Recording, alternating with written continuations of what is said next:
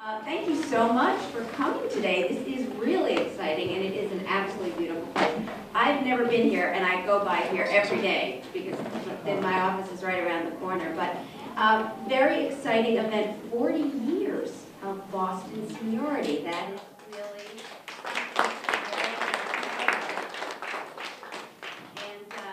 we do, if you come up to Elder Affairs over at Ashburton Place, you would find when you walk in, right on the front counter, you would always see the current issue of Boston Seniority because our office is here, and it is such a great way for people to learn about the resources and the programs and services that are available throughout the city. And we have similar publications in other parts of the state, but we're very pleased to be supporting this, wonderful publication. And I know that from time to time, people write in about themselves and about their families and help us understand the challenges and the opportunities that you all see as we all, every one of us, is getting older. Raise your hand if you're not aging. Okay,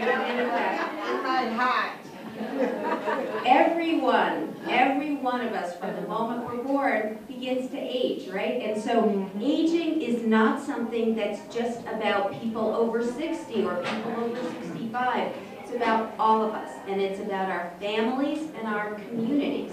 So we must figure out together, and this is why Emily and I do so much work together, how in the Commonwealth and how in the city of Boston are we going to create these communities that are welcoming and inclusive and have access to all people for programs and services that all of us are going to need as we get older. We cannot have cities and towns that argue over things like, should we build a new police station? Should we build a new high school? Should we build a new senior center? We have to do all of these things together. We have to figure out how to prioritize and come together as one community and make these decisions. So the voice of older people is really important. I go around to a lot of cities and towns, and a lot of them say to me, we'd love to have a new senior center. Our senior center is too small. Or, we want a new van to be able to go to doctor's appointments and lots of other things. We need older people and people of all ages to come together and have these conversations about how to support aging in every single community. So I don't know if you heard Governor Baker when he gave his State of the Commonwealth address, but back in January, he announced that Massachusetts is only the second state in the country to be designated by AARP as an age-friendly state. And that means we've been approved to move forward, and again, this was a lot of work with Emily's team that they've been doing over the last several years. We took a lot of their great best practices, and we will have a year to do some planning for the rest of the state now to help every city and town be able to think about how to become age-friendly. And part of that also includes the people we all know and love who have dementia or Alzheimer's disease or other forms of dementia, people with memory problems. It's much more common when people are older, and individuals with dementia and people who care for them are all around us all the time. Sometimes they are a little bit invisible. They might not leave their home. They might not, certainly don't look any different than anyone who doesn't have that condition. But, they are in our communities. 1 out of 8 people over age 65 has been diagnosed with Alzheimer's or dementia. So the numbers are not small. They're very significant, and they are growing. So we need to be inclusive and welcoming and support families who have someone living with dementia in all of our communities. And that's part of being an age-friendly community. It means for everyone across all ages. I can tell you there's up in Leominster, Massachusetts, there's a playground. And you might think playgrounds are for kids, but this is actually a playground that's for people of all ages. You can do exercise, you can stay active, there's walking paths, and at night it's lit up all in purple. So if you know people with dementia, you know purple is the color of the Alzheimer's Association. And so it's welcoming for people, whether your brain works really well or whether your brain is a little bit broken. And we have other kinds of programs and services all throughout the Commonwealth that, you know, people who live in communities want to stay active, get exercise, be able to get good food and good nutrition and eat well, all the things we need to stay healthy. Have streets that are easy to walk on, even if you have a walker or you use a wheelchair. You know, cobblestones out here, not so easy to navigate, and things like that. So we're working in parks and recreation. We're working with faith-based leaders to make sure everyone can get to their, you know, wherever they worship when they want to be there. We're working with schools. We're working with local police and public safety, local businesses, restaurants, hotels, stores, every sector of every one of our communities.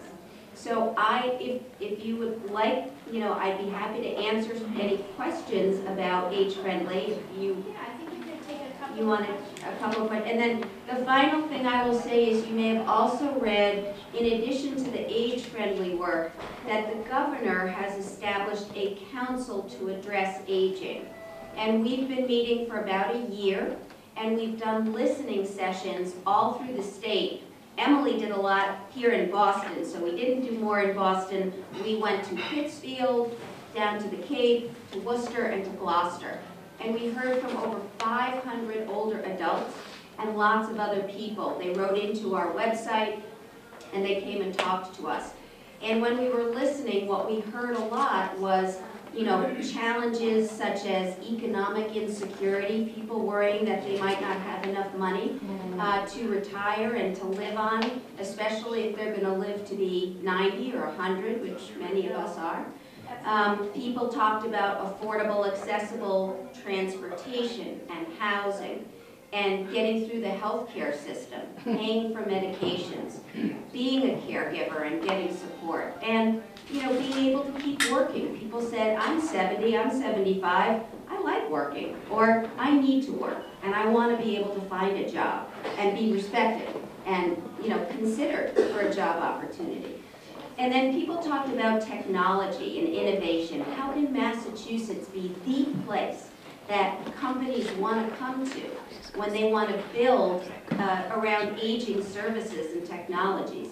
We want people to say, you know, Massachusetts is the Silicon Valley of, you know, of innovation and aging. So we want to be the state that people think about. So these are all things that we're doing through Age Friendly and also through the Governor's Council. The website is still up, so you can still email ideas, questions, comments. We'd love to hear from all of you very, very much. So I do, before we take questions, I do want to say that we have a certificate here recognizing the 40 years of Boston seniority, and it's to the City of Boston, to the Commission on the Affairs of the Elderly, recognizing that wonderful 40 years of Boston seniority.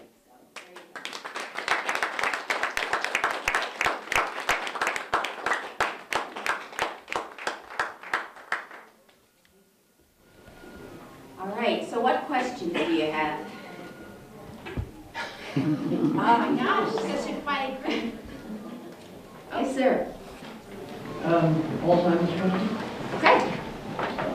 The member of the family.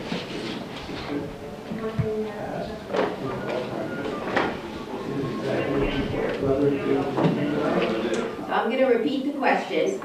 So the gentleman asked if a sister has died of Alzheimer's, is that something for a brother to be concerned about? The answer is Yes. it depends, because there are different forms of Alzheimer's, and so there are some families where there's a much stronger likelihood that a sibling might also have Alzheimer's. But in other families, it's less so. So in general, you know, Alzheimer's is extremely prevalent. So by the time people live to be 80 years old or so, about half of us may have Alzheimer's. So, you know, those odds are pretty high regardless of whether it runs in the family or not. But there's some families where the incidence is much higher right in that family. Yeah.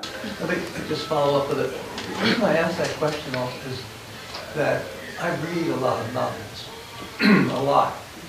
And after I finish reading them, I keep a ledger of books I've read, when I read them, and who wrote them. And I just finished, last week I just finished a novel. It was great. And I went to enter it, and it was there. It said April of 2017 that I read the book. How's it possible? That kind of stuff happens to me all the time.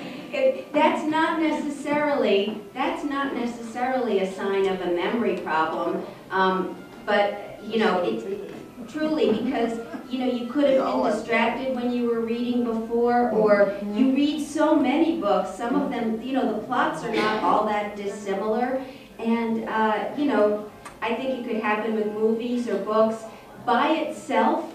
That would not be something to be concerned about, and I have to applaud you that you could enjoy the book twice. That's pretty cool. Yes. Other questions? Yes, ma'am. Yeah. How do you differentiate dementia from Alzheimer's? Because sometimes I know with my father he was misdiagnosed. So the question was, how do you differentiate dementia from Alzheimer's? Dementia is actually a more general term, or if you want to say like an umbrella term. It's like the category. So it means that there's a syndrome, a series of symptoms that happens. Memory loss, personality changes, less ability to plan and sequence things like getting dressed or taking a bath.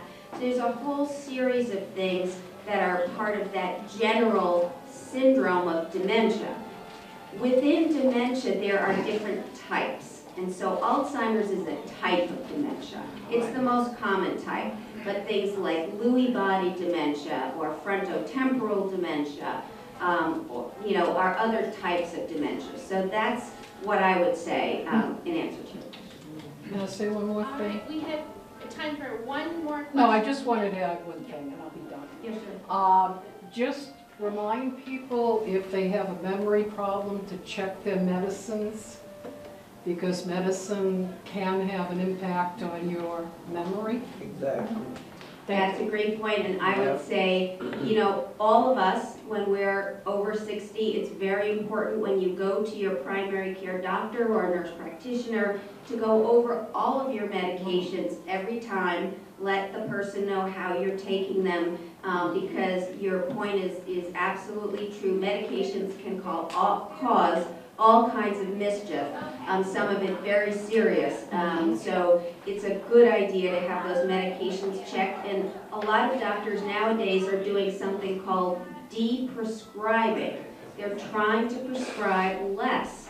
And that makes a lot of sense. Medications are expensive. A lot of people don't even take them the way they're supposed to. And some of them, again, interact with one another, and it can cause a lot of problems. So talking to your primary care person about your medications is really good advice, so thank you for that. Thank you very much for having us today. We're going to listen a little bit more, and then I know you know you're going to have a wonderful event, so thanks so much, and call and email us. We love to hear from you.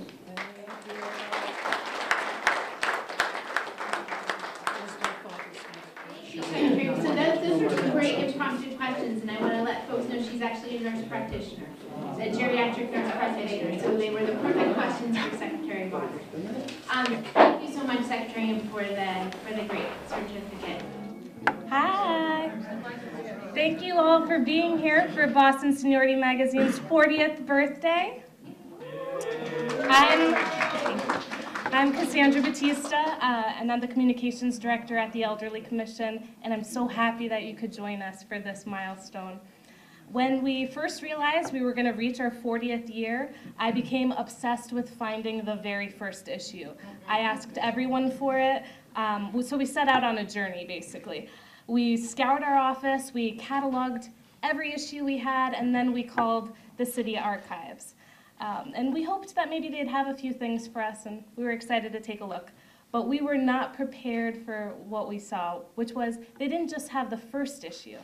They had every issue, and it was just such an amazing experience, all the way dating back to November 1977. So everything from the smell and the feel of the old pages to the different formats over the years really reminded us that we were inheriting something special and something that people counted on. So it felt like finding lost treasure, and I just want to thank the City Archives for preserving so many wonderful treasures. And if you haven't already, I hope you check out some of the vintage copies and get a feel for some of that magic that we felt when we went on our adventure. I also want to thank our editor, Martha Rios, who's taking pictures right there. She has been producing the magazine for 10 years, and many of you know her. She's formed amazing relationships with our readers, and I just want to say that we all really benefit from her warmth, her compassion, and her creativity. So thank you, Martha. Yes. We are so thankful to all of those who came before us, whose work made today's milestone possible. And our goal is to really tell stories that show that aging is full of possibilities. And we've started that process by redesigning our magazine, so it looks a little bit different now, and we hope you like it. And our hope is that just like our readers, the magazine will only get better with age. So thank you all, and now I want to introduce someone I'm very grateful to work with and to know, Commissioner Emily Shea.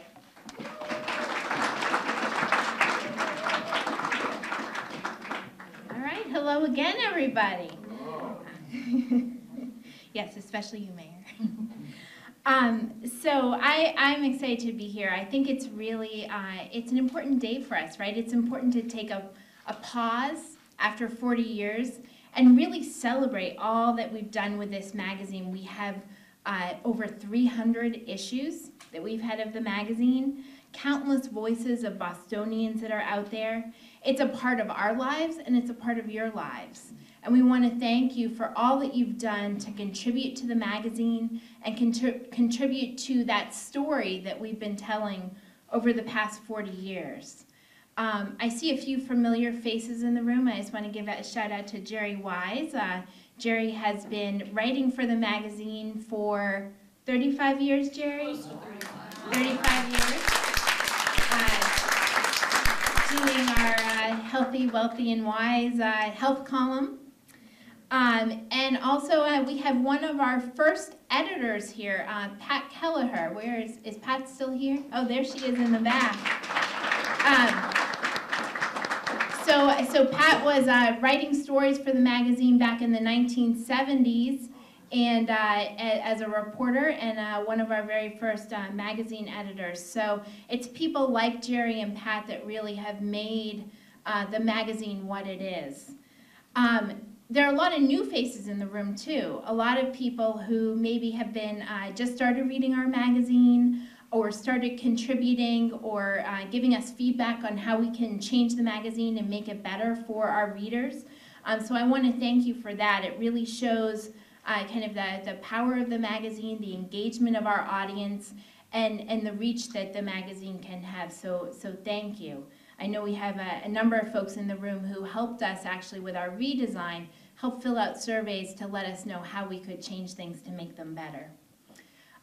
I go to a lot of events across the city, and I know I see a lot of folks in this room out at events. And one of the most common things people say to me is they come up and they talk to me about the magazine. And I love that, right? Because we print 15,000 copies of this magazine.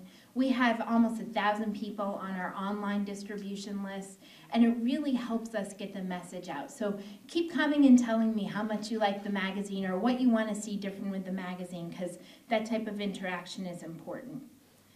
I want to, I have a job today that's not really a job, right? Because it's one of my favorite things to do. We could not do the work we do at the Elderly Commission without a mayor that's passionate about our work, that's passionate about making sure that older adults live with dignity in our community, making sure that we take advantage of all you have to offer, and making sure that we're there to support folks when they need our support. So please join me in a very warm welcome for Mayor Walsh.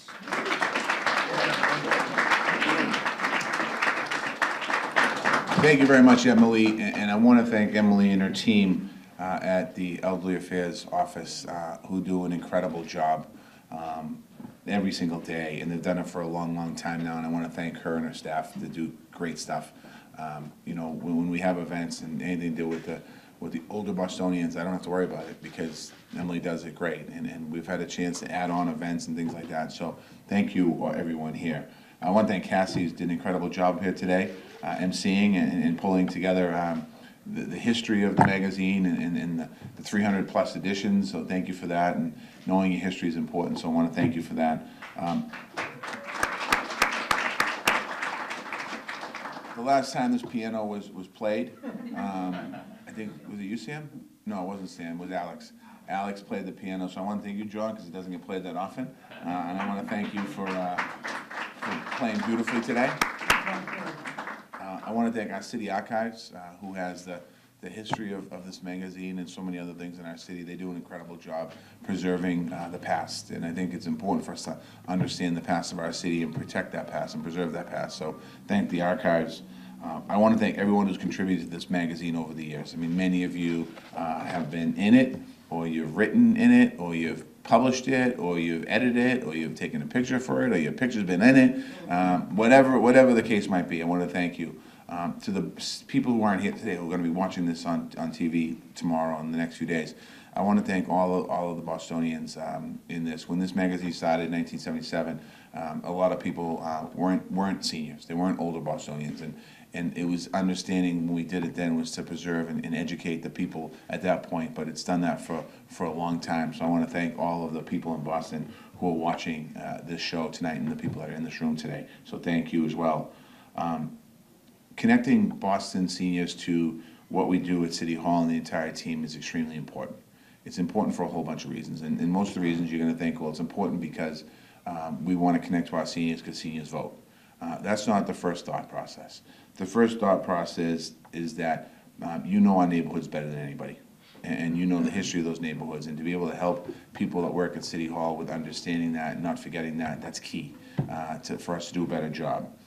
It's also, you have the experience and the wisdom that we need to make sure that our city is going in the right direction and that our programs are going in the right direction, because all the programs we do in the city of Boston aren't geared towards one age group or one demographic or one ethnic group or one anything. It's geared for everyone in the city of Boston. So as we make decisions in different departments, you help us with that understanding and make sure that we're heading in the right direction.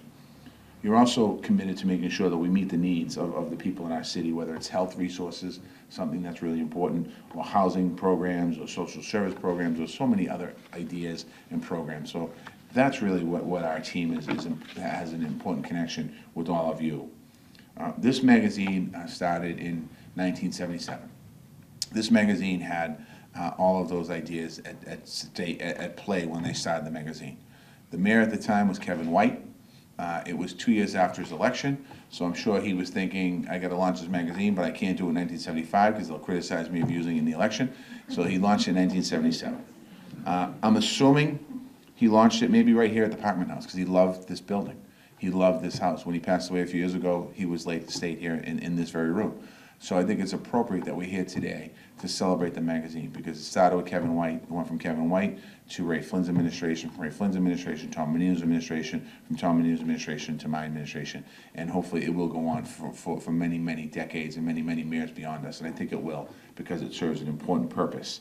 And it certainly keeps people connected. The top story in the very first edition, 1977, talked about access to transportation and the challenges seniors face in the workplace. Think about that for a minute. Fast forward 30 years later, or 40 years later actually. What's the challenge we talk about? Access to transportation. And somebody told me that two ladies down the back told me you got dropped off at the Parker House, not the Parkman House. Yes. So we still have some access to transportation issues we have to work on. And the workforce is still an issue.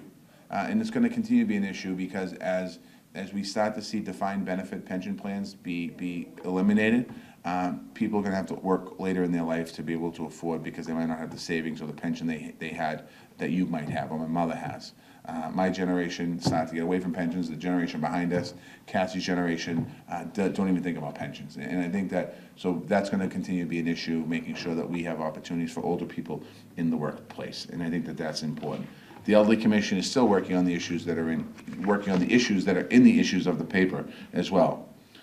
This magazine has evolved over time. It reflects today what matters in 2018. Things like digital literacy. Many of you use computers and you have smartphones, and you're learning every single day on that. Many of you a lot better than I am. It helps with taxes and understanding what benefits could be for your taxes and how you do your taxes to make sure that you're getting all the benefits you should be in your taxes. Signing up for health care. Climate action, not an issue that everyone talks about, but making sure that our environment's clean. The environment that many of you were born in was a good, healthy environment, and over time, that environment stopped being so healthy because of human beings, and it's important for us now to revert back to that. Citywide planning efforts. In the magazine, I talked a lot about what the city was going to look like in the future, and we just finished a Imagine Boston 2030 plan last year. Actually what our city should look like in the year 2030, and what we have to do to keep up with making sure that our city is affordable, that people can live here and stay here, buy a home here, raise a family here, and so many other things. So the magazines hasn't changed that much in that way. Seniors in every neighborhood have told us they look forward to getting the magazine every month. Emily talked about that. Our circulation is about 15,000 magazines every month, and 300 different locations. Like your weekly newspaper, probably the only thing that you're more passionate about is the magazine, because you want to see what's in the magazine, because the magazine is about real news. It's not news that isn't accurate. It's stuff that affects your life every single day. There's stories in there, there's good stories in there, there's cover stories in there, and there's a lot of opportunity about how we move forward. We also have a connection, our fastest growing population in Boston. We have two growing populations.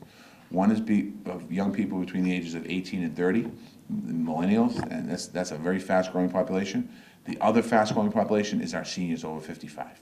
And that's our two largest populations that we have in the city. So we want to make sure that people stay connected. And by the magazine, and as we explore and change opportunities in the magazine, we're going to make sure we keep people connected. That's something that's important to us more than it ever has been. Many of you have been involved over the years with this magazine, whether you've been a writer, a contributor, sponsor, or you share the magazine with your community. I hope that as we continue to move on to the next 40 years, you stay plugged in, you continue to do what you've done, because you're the ones that know how to do it. And again, it's an exciting opportunity, exciting day.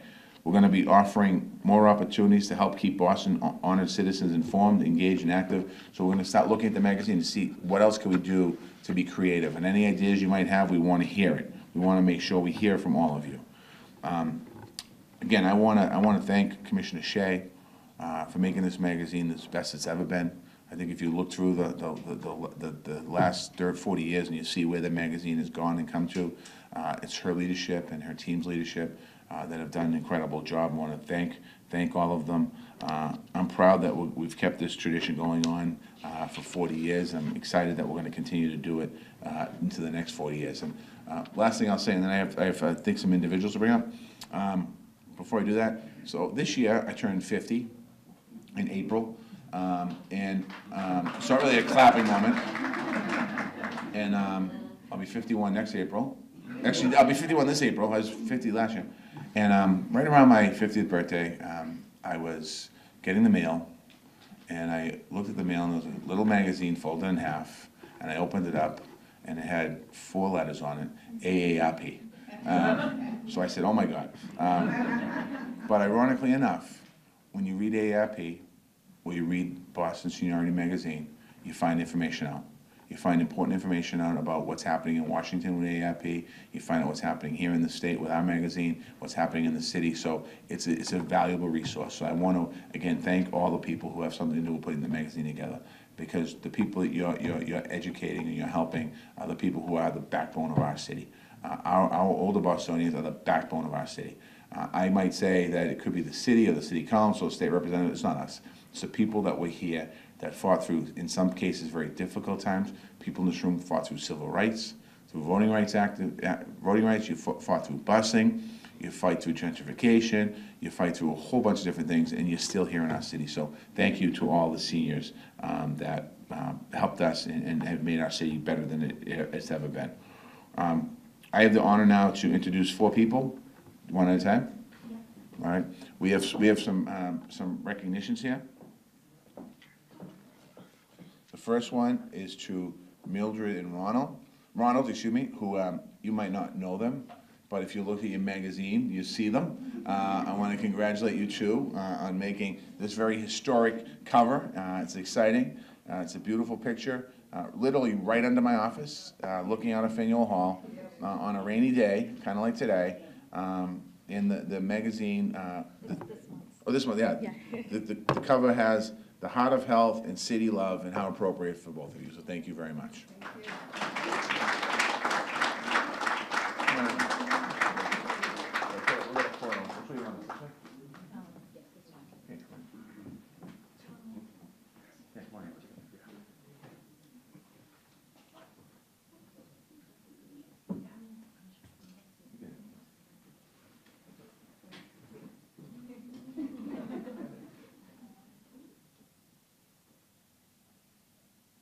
That's running and video, so we just don't worry about it. So I'm gonna sing a song.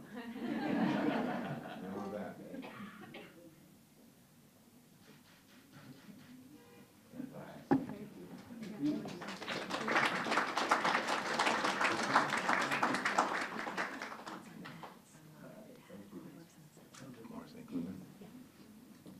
The next one is Morris Englander, who's in the picture right here. And the special thing about Morris is that his son works for us in assessing. So come on up.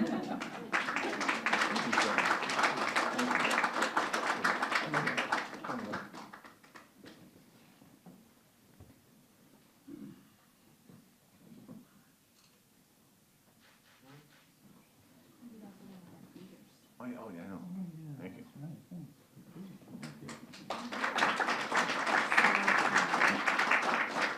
And I want to thank Morris and many of you. We started in 2014 when I took over as mayor of the city. I think it was already there before me, but one of the things about the building that it's sometimes a dreary building and not a friendly building. And we brought in a bunch of older Bostonians to be greeters in our building. And I remember the first day, Sheila Dillon, who's the head of our housing in the city, she came in, she goes, oh my God, I walked in and people were smiling and they were telling me where to go. And I want to thank you for that. And they sparked a conversation up in the 5th floor to change the entrance of City Hall, where it was kind of you had the metal detectors, it was a dreary little place, and there was no real information booth. You had to go through the metal detectors.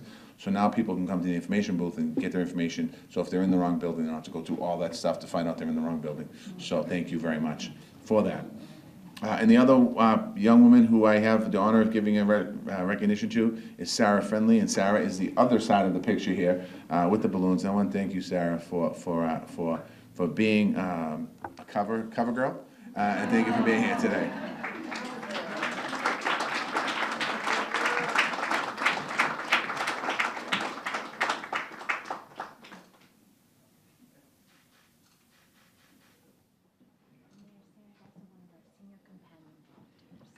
And Sarah is one of our senior companion folks as well, and I want to thank you as well. And who needs to be on Sports Illustrated when you got Seniority Magazine, right? But I want to, again, I just want to, just from the bottom of my heart, this might not seem like a big deal, but it's a big deal. You know, when you get something that usually when you start something and it doesn't last for 40 years, usually there's always a change or something changes. And what this magazine's evolved into an important document that's produced every month in the city of Boston. So thank you very much. And I'm going to turn the microphone back over to Emily because I think we want to blow. I think we're going to sing happy birthday. All right. All right. While you're singing, I'll like. Okay. All right, everyone needs to help me because I'm not really allowed to sing. I'm not very good. All right. All right, ready? Happy